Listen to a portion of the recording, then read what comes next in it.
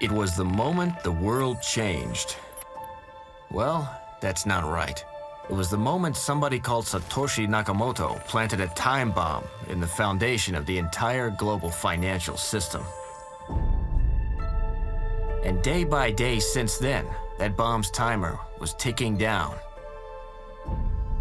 Everyone knew about the bomb, but some didn't want to even think about it. Others said it was a wild fantasy. There were a few, though, who understood it and knew how to harness its power.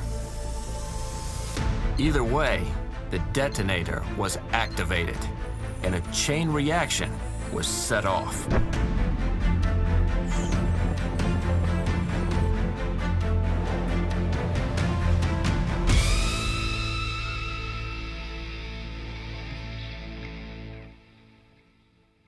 (2021), and after 12 years of existence and development, the first government in the world recognizes Bitcoin as an official payment method. Where, you may ask? El Salvador, a not very big and not exactly rich nation in Central America. Bold, stupid, reckless, or simply necessary? Few had managed to understand exactly what that meant and what would happen next. That's just what this film is all about. The first countries that do this will have a massive advantage. With the Bitcoin, with the cryptocurrency, with the blockchain, you have multiple opportunities to improve the life of our people. Through this decision, through the Bitcoin law, in 2 months, we were able to actually allow 3 million people to access to the wallet, to be financially included. We are here to change the world. We are here in El Salvador to change the world. Governments that do not understand that Bitcoin is unstoppable will just be left behind in this innovation and the creation of the financial system. We are ready to die on this hill. All of us are ready to die on this hill. El Salvador is ready and is preparing to give this big jump to the future. Let's rewind a bit. The history of El Salvador as a nation starts in 1839, and it's chock full of coups and wars. But the beginning of our story is the Civil War that ended in 1992. 50 years ago, Taiwan and El Salvador had the same GDP. 50 years ago. Something happened in the middle of the way. They became one of the biggest economies in the world, and we did not. We faced 15 years of war. Desperate to escape the slaughter, hundreds of thousands of Salvadorans fled the country. Many of them ran to the stability and prosperity of the USA. 95% of the Salvadorians abroad are in the United States. They're located in California, all the eastern coast, in Virginia, Maryland, up in New York, Boston. El Salvador was always closely linked to the U.S. economically. The lion's share of its exports went stateside. Furthermore, a lot of its GDP was made up of working Salvadorans sending money back home. El Salvador lay in ruins and was trying to get back on its feet from the devastation of civil war. In light of this, money transfers from fellow countrymen were a breath of fresh air for a collapsed economy. We have almost 3 million Salvadorians living in the United States, and the remittances was one of the first lines to our economy. A steady stream of American dollars flowed into the country. By 2002, 85% of all deals in El Salvador were done in dollars. What's more, the population kept its savings predominantly in dollars. After all, it was far less vulnerable to inflation than their own national currency, while the small country was still rebuilding itself post-war. In 2004, El Salvador officially took its currency, the colón, out of circulation. In its place, since 2001, the greenback has been recognized as the official legal tender. This allowed the cutting of interest rates and an increase in lending. More importantly, though, transaction costs dropped, and there was no longer a need to convert money, something that really helped people's incomes. It was hard at the beginning when people was using colones and dollars and the changes. So the government at that time, they decided to take off from the economy all the colones and stock them in the central bank. But they're still there, and they're valid. The government had expected the dollar's replacement of the colón to trigger an influx of foreign investment. However, despite the slight increase in GDP and falling inflation, that anticipated investment from abroad didn't materialize. In fact, it fell by half, and the economy on average grew only 2% annually. Experts identified two reasons: a lack of good governance in the country and the high crime rate. From 1980s, 90s, we came from a war, and that inherited a violent country. And none of the governments that actually ran this country actually cared about the security issue, because actually, once it rose, it became the most lucrative business for them, for the political class. It was normal for a Salvadoran to see news every day, 20 to 30 people killed by gun violence. And that was normal. I grew up like that. For 30 years, we've been facing the same problem from violence. But we know right now, in the past 2 years, we've changed our country a lot, specifically regarding the violence situation.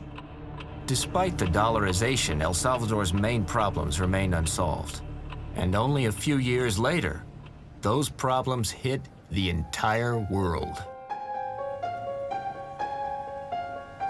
2008 is often considered the start of the global financial crisis, because that's when Lehman Brothers, one of the biggest investment banks in the US, folded, declaring bankruptcy.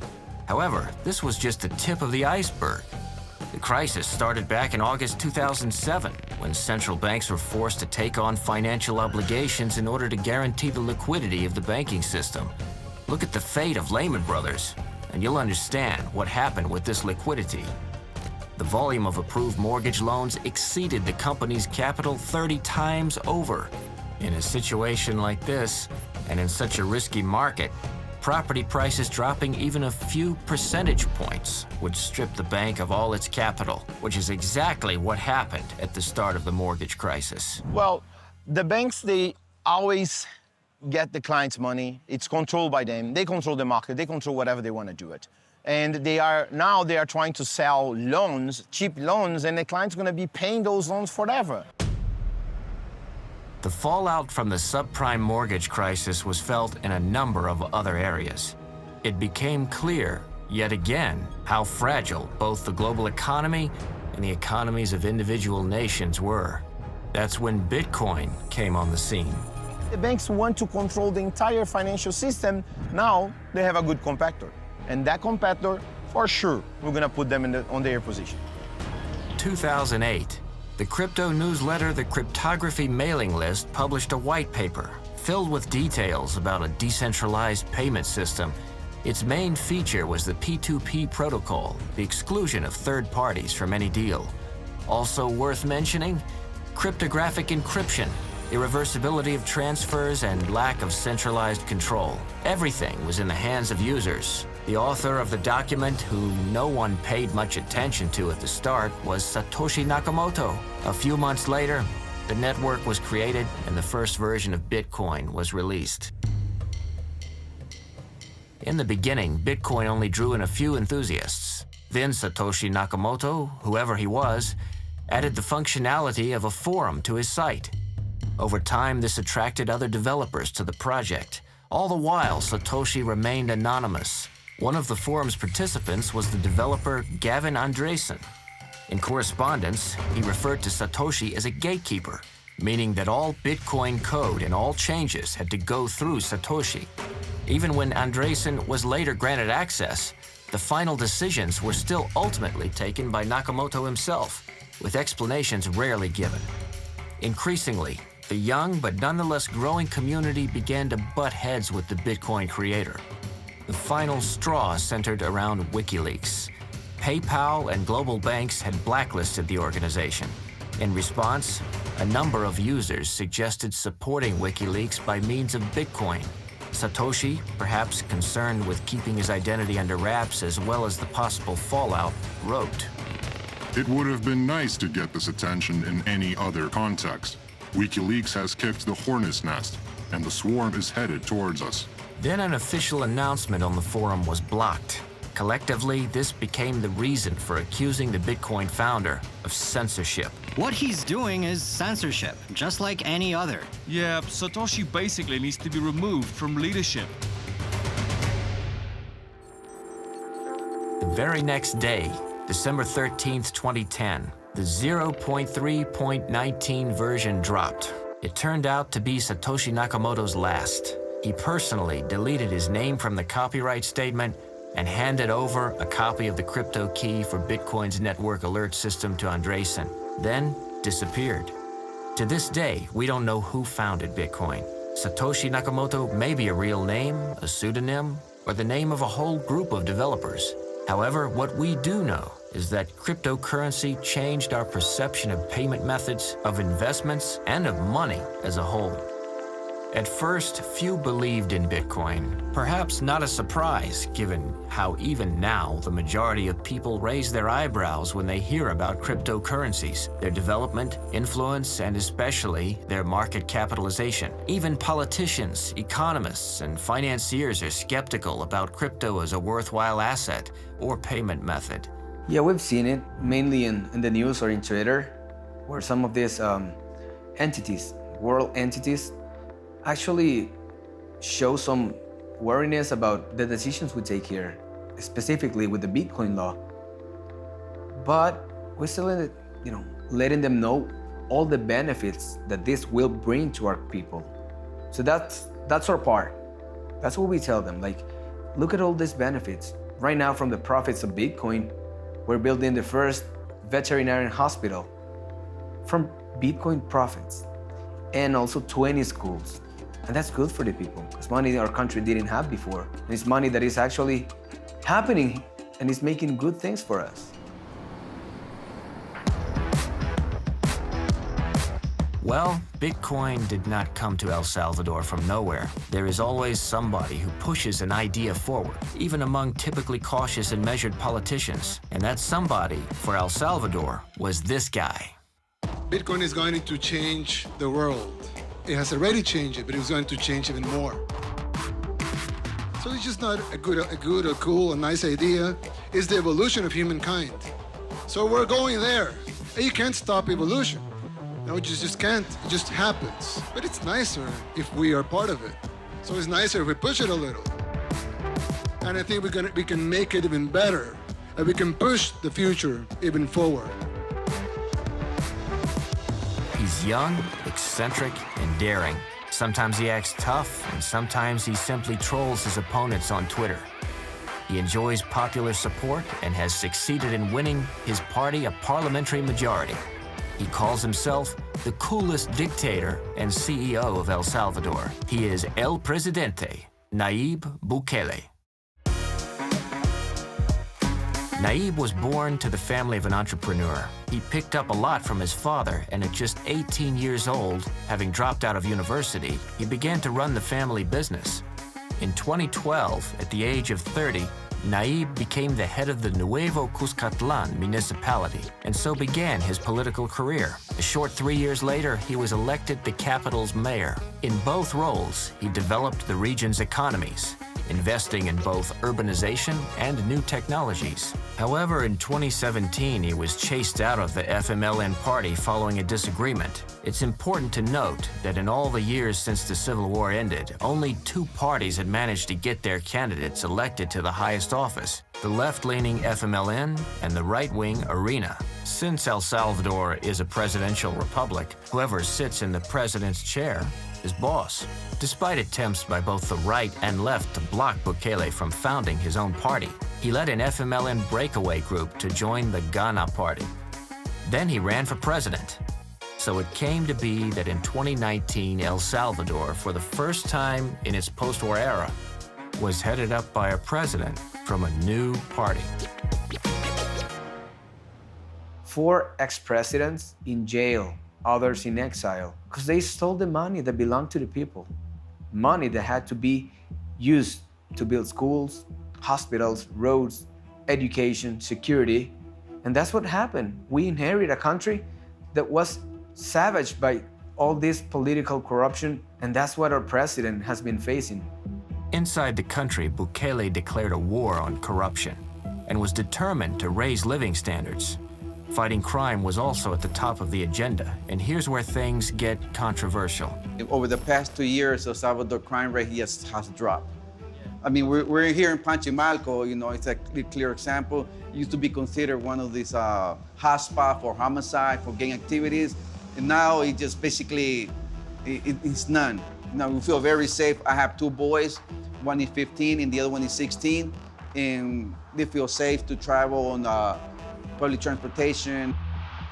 In February 2020, Parliament delayed its decision on the president's proposed plan to equip the military and police with more modern technology and weapons. In response, armed security forces backed by Bukele stormed the parliament, demanding that the deputies approve the plan. What this says about the president, you can decide for yourself. Undoubtedly, though, the most controversial decision taken by Bukele was that famous recognition of Bitcoin as legal tender alongside the US dollar. This move even sparked protests, both by the opposition in parliament and on the streets. Free country. They can protest, they can, you know, burn ATMs, fine. They have insurance. Yeah, you can burn all of them. Don't worry. The reasons behind this decision were the same as those behind bringing in the dollar, cutting transaction costs and trying to boost investment.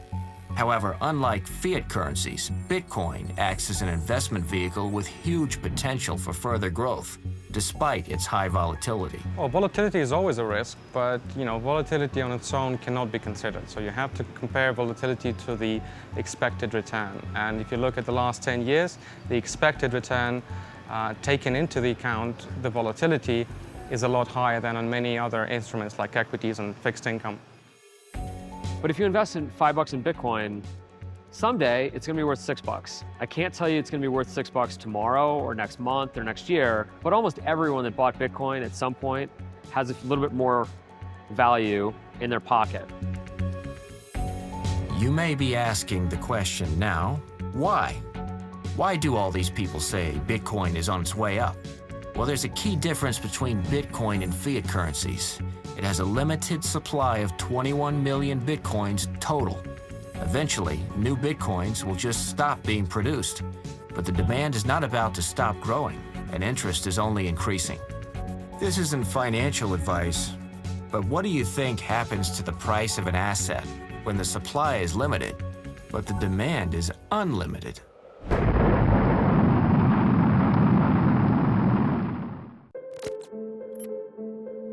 Just for comparison, in 2020 alone, the US printed a quarter of all dollars that have ever existed since the country's founding. Just imagine what the real inflation rate is. The debt ratios, the excessive printing of money, and it's not just a problem in the US, this is a global problem, with the exception of a few places like El Salvador that didn't have the ability to issue currency, which is why El Salvador was well positioned to lead and be the first mover in adopting this new technology.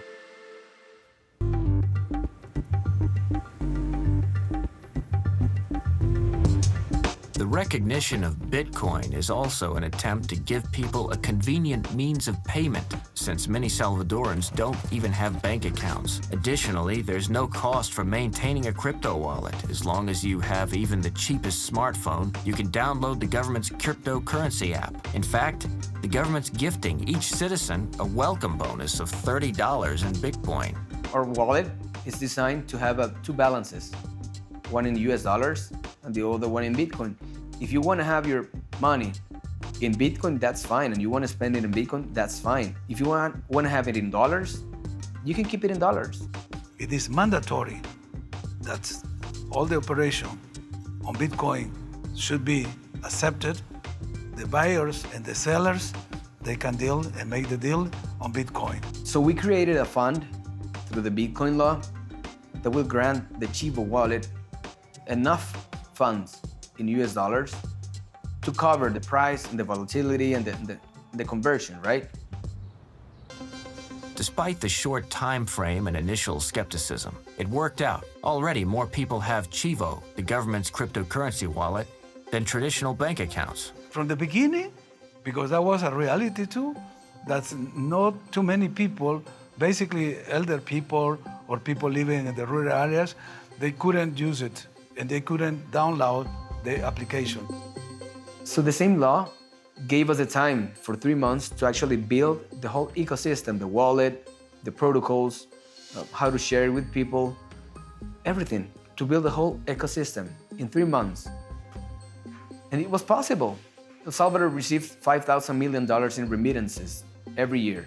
For you to be able to send those remittances from the United States to El Salvador, you have to pay 20% in fees to Western Union, RIA, and other companies. And that's 20% of money that you don't have in your pocket, right? But if you use the Chivo wallet, you don't have to pay any fee. It's estimated that introducing Bitcoin in El Salvador could cost money providers like Western Union up to $400 million a year, and that's just a start. People chose us to be brave, to make decisions that will actually benefit their lives. We are a sovereign country, and we will keep it that way. And our decisions are for our people, not in terms of someone else's business. We want to impact positively people's lives. And if that's gonna hurt someone's business, well, I'm sorry. One specific example shows just how much Bitcoin changes the rules of the game. On November 22nd, 2021, the network saw a transaction to the tune of almost $870 million. The transaction cost? Just 97 cents. If Bukele's plan works, money will start flowing into El Salvador. Already, foreign investors have been relieved of a whole series of taxes, and for an investment of just 3 Bitcoins, they're being promised residency status. Our economy right now is growing at a 10%. It used to grow at a 2%. So I think we're actually managing to get our country into the position we want, which is actually a place to be comfortable for investors. We have a very good investing climate here. It's one of the countries that requires the less paperwork, and that's actually pretty good for investors. We're giving them our residency. They can become Salvadorians and make business as Salvadorians too. So, each day the economic cabinet are improving it and giving a lot of incentives. These companies to come. We want to build clusters, so we're going to give them all the facilities and, of course, incentives. El Salvador can give you a 30% income tax exemption, municipal tax exemptions, and you can have 0 import taxes on the machinery and equipment you're going to use for the incentivized activity. All of these do not have a time limit. You can have this benefit for as long as you have operations in the country. Of course, bypassing the transfer commission is a key selling point. In order to help its citizens, El Salvador has begun putting Chivo ATMs not only on its own soil, but also in its consulates throughout the U.S. Pretty brazen, don't you think? Other people in the government started saying, Eric, how many Bitcoin ATMs are you going to bring? Are you going to bring enough? I was like, enough for what? We're going to bring like 20, because that's about how big this country is, and people will drive, an hour to go see a Bitcoin ATM. And they're like, no, that's not going to do it for us. We're going to need more ATMs. Right now in El Salvador, you can pay in crypto in many places. Yes, sometimes you have to wait while the employee comes to grips with what to do and where to click, and Bitcoin hasn't yet reached everywhere yet. For example, our film crew were the first people ever to pay via Bitcoin in a shop in an El Salvador mall. Now, that might seem insignificant, but actually, it's history in the making. I shop from restaurants to stores, and all I use is crypto money or Bitcoins. In fact, I have many of my clients that are paying me now with Bitcoins, and that makes me very happy. Yeah, some do, some are afraid, but some do. The smarter do, I feel. Just getting more and more normal.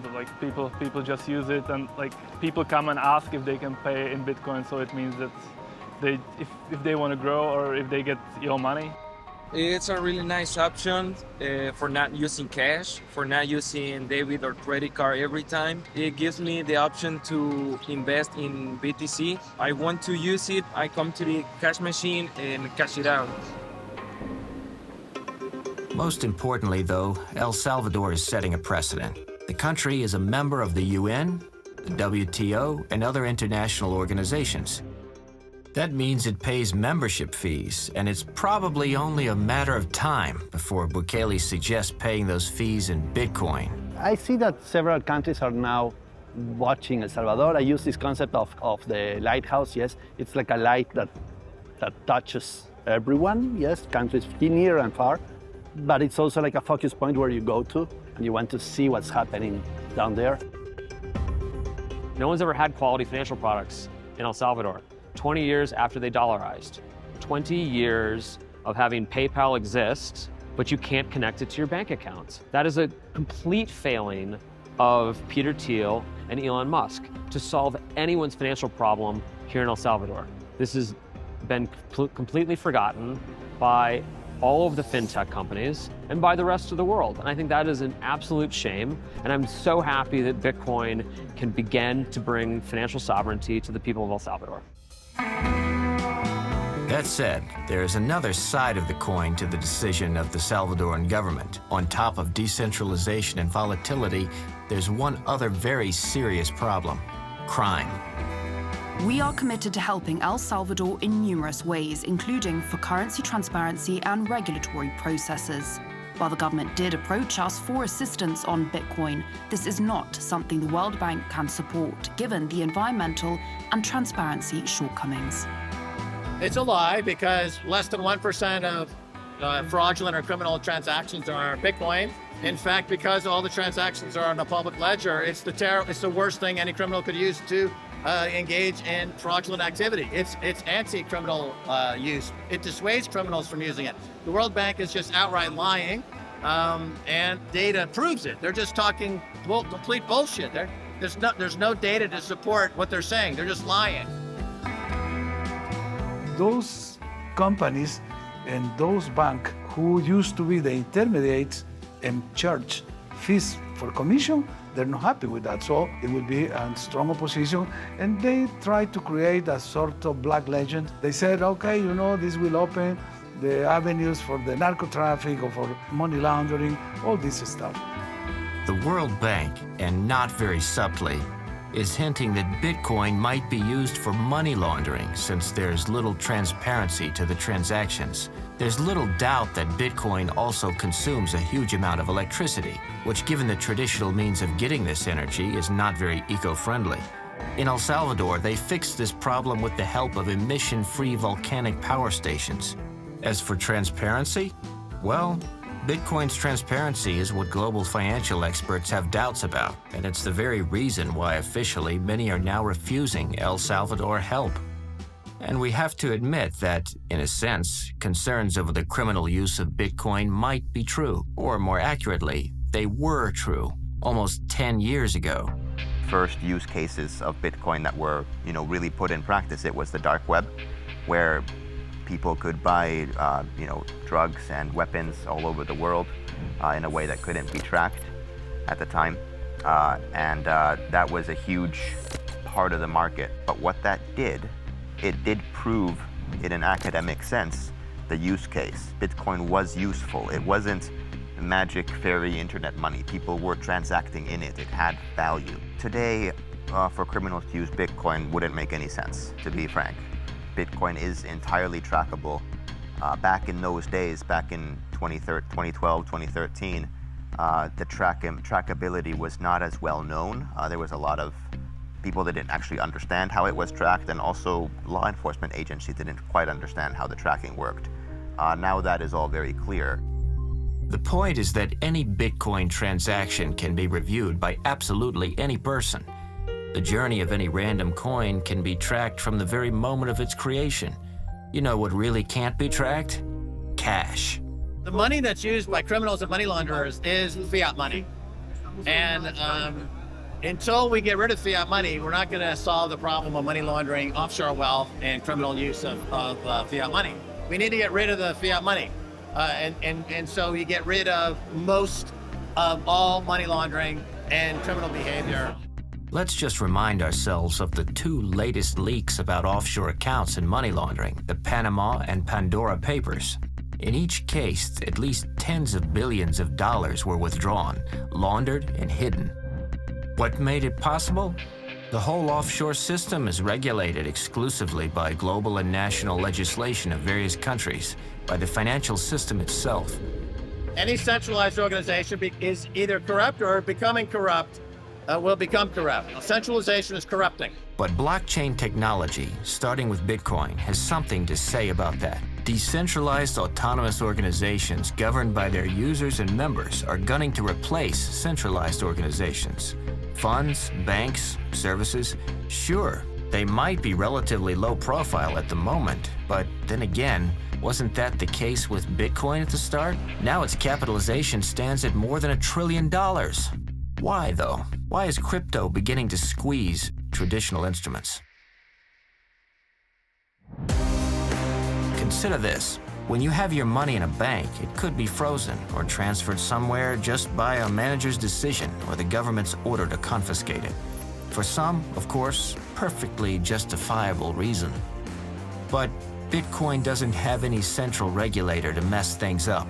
Your money is always with you, and everyone in the network can see and prove that you are the actual owner. I think that Bitcoin is about financial sovereignty. It is not about getting strangely rich and buying a Lamborghini. And I hope that people, understand that. This is about financial sovereignty and having access to quality financial products. Now, I am my own bank.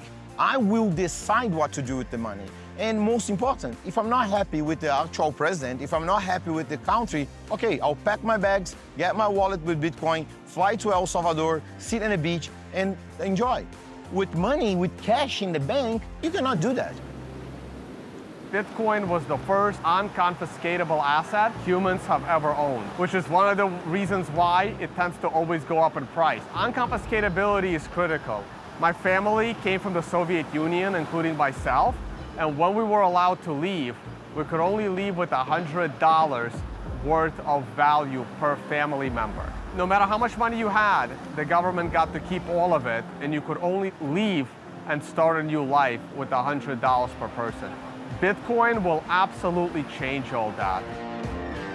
Well, the USSR and its main heir, Russia, are real-world cases of what could happen with your fiat. In the early 90s, when this newborn country was passing from a planned to a market economy, so-called shock therapy took place. As a result, the purchasing power of people's savings fell 98%. Later on, there was even a law passed that obligated the government to pay those savings back. But people are still waiting. And to be honest, even in the US, you don't really own your money. Not even the government does. Before 1913, you did not have the Federal Reserve. You had two previous attempts. One was called the First Bank of the United States, and that got shut down. And the second one was the Second Bank of the United States. These were all Rothschild creations. And the third attempt of it, instead of calling it the third bank, they decided to call it the Federal Reserve. So it didn't sound like it was another Rothschild bank, but most people do not realize that the Federal Reserve is neither federal nor it's a reserve. It's basically a private bank that lends money to the United States, and that your dollars are debt. And most people do not understand that. Most people think that the Federal Reserve is part of the United States government, and it's not. That is one of the biggest Houdini moves of all time, a magic trick pulled off by the wealthiest people in the world.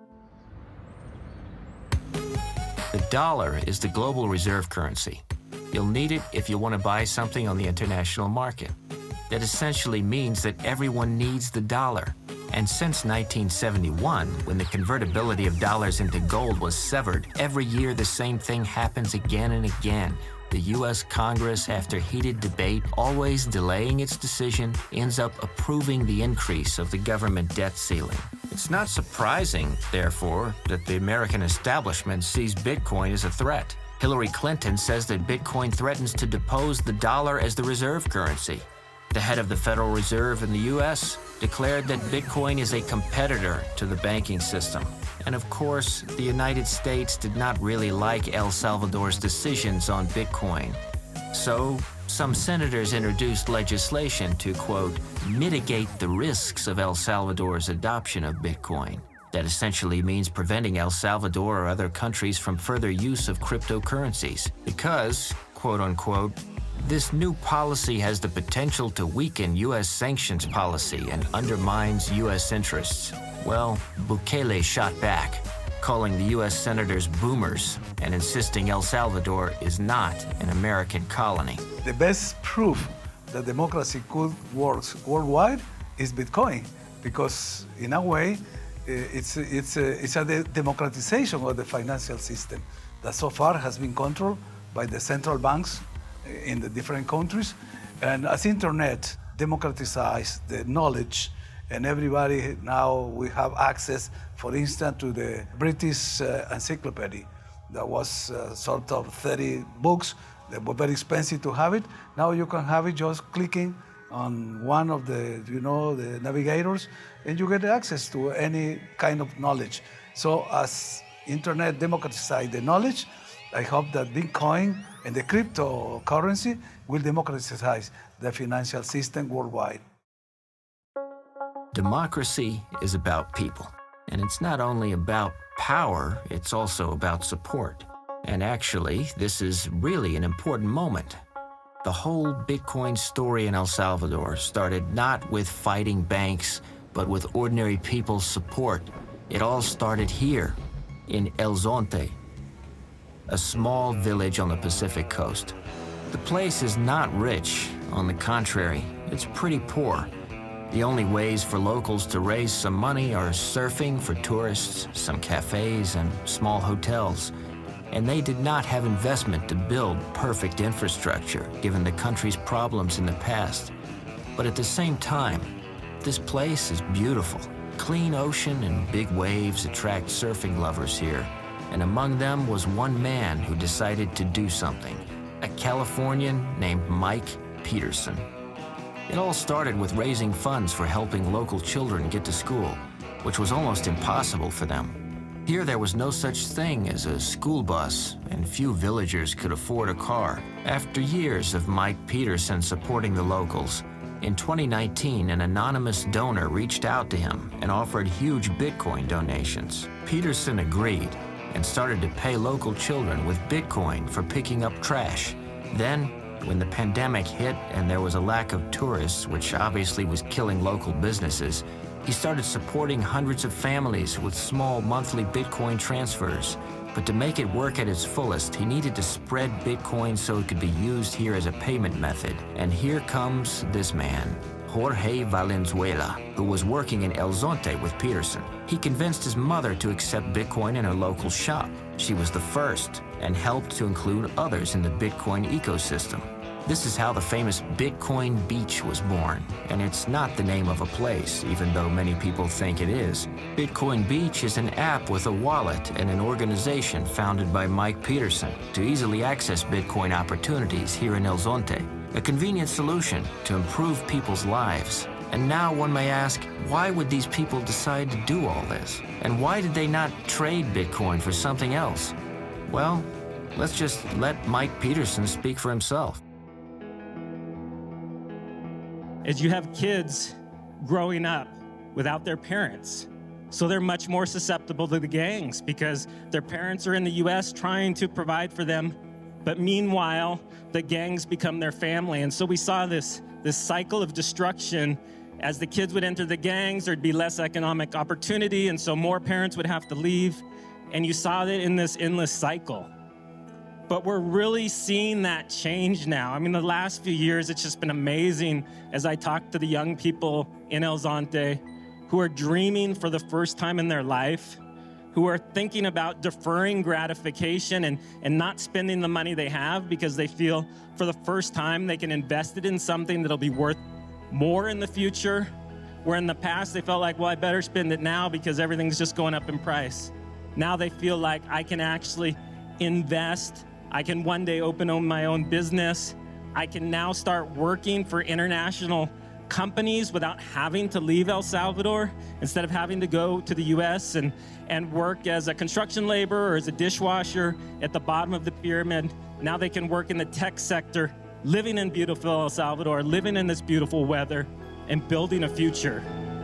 So, perhaps seeing a good example of how Bitcoin can impact people's lives in a small village, Nayib Bukele decided to spread it all over the country. And that's not all. He clearly decided to take over the world of cryptocurrency. To that end, he's announced the construction of the world's first Bitcoin city. When Alexander the Great was conquering the world, they established these Alexandrias. But the idea behind it was these Alexandrias be like the beacons of hope for the rest of the world. That all of the world could be like that. You know, if you want Bitcoin to spread all over the world, we should build some Alexandrias, right? So I thought, we should build the first Alexandria here in El Salvador. So we were thinking of building Bitcoin City. This is truly historical footage, because regardless of what comes of the city in the end, that announcement by Nayib Bukele will be a milestone for future historians. So we might even have managed to capture a snapshot from future school textbooks. It's not just about Bitcoin City, the vision is bigger. I think creating the FOMO among nation states in adopting Bitcoin was also another great idea that we heard yesterday. I'm a crypto diehard fan, so I really like the fact that we have a president that's strong enough to push this initiative forward. I think more and more will follow his example. I think that's a great development, and I think we will see this industry developing in El Salvador much more actively than in other places. And we probably will see as a secondary effect that the economy there will become much stronger over the next few years. So I think that's going to happen. So I think it's fantastic to see that. And we want to be supportive in every way. So given the favorable stance that crypto enjoys in El Salvador, we definitely want to make heavy investments there. We have a seaport, one of the most modern seaports in the Pacific area, which is Gulf of Fonseca and the seaport La Unión, and then the railroad from the Pacific area. So all these big projects make sense that the Bitcoin City should be placed in that region, because it will be the new center, not only for El Salvador, but for the whole region of Central America, because it will be placed in one of the most beautiful places on earth, which is the Fonseca Gulf. You will have a mayor, you will have, all the legal framework to deal with, the legal operation.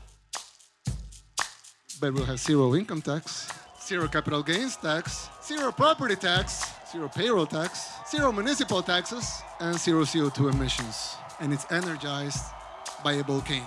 So that's Bitcoin City, everybody. The only tax in the city of the future will be 10% VAT. From this, the whole municipal and social structure will be fed. The logical question that follows then, where is the money coming from now? The answer is simple: investments. This is a very historic moment.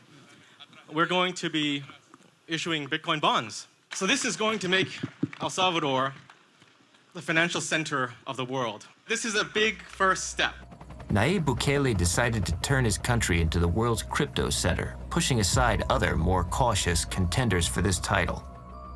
The future is now in the present. We are changing the world, and we are doing here from El Salvador, and we are doing now.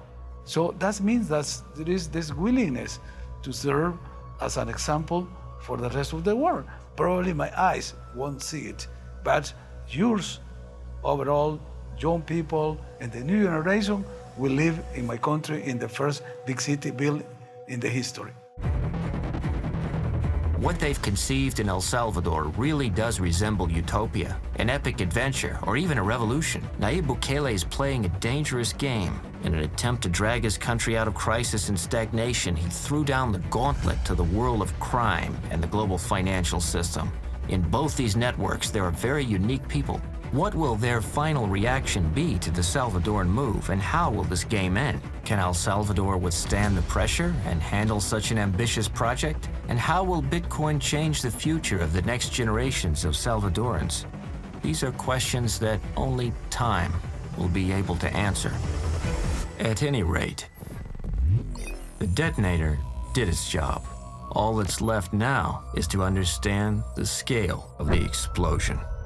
I would just invite you, as you hear people bring up the problems, as they point out the mistakes that will inevitably be made along the way, don't lose sight of this bigger picture of the young people of this country having hope for the first time, and those animal spirits that are necessary for real economic development. Those are rising to the surface.